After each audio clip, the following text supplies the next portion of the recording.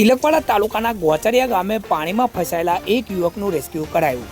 હવામાન વિભાગ દ્વારા કરવામાં આવેલી આગાહી અનુસાર ગતરોજ મોડી રાતથી જ નર્મદા જિલ્લામાં ભારે વરસાદ પડી રહ્યો છે, જેના કારણે જિલ્લાના ઘણા વિસ્તારોમાં નદી નાળાઓ છલકાઈ ઉઠ્યા છે, જ્યારે ઘણા વિસ્તારોમાં વરસાદી પાણી ભરાયા છે અને કેટલાક લોકોનું રેસ્ક્યુ પણ કરવામાં આવ્યું હોવાનું જાણવા મળેલ છે।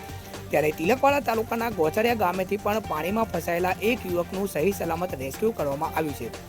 સતત પડી રહેલા વરસાદને કારણે ગોચરિયા ગામ નજીક અચાનક વરસાદી પાણી આવી જતા એક યુવક પાણીમાં ફસાયો હોય અને તેઓ જીવ બચાવવા માટે યુવક ઝાડ ઉપર ચડી ગયો હોવાનું જાણવા મળેલ છે।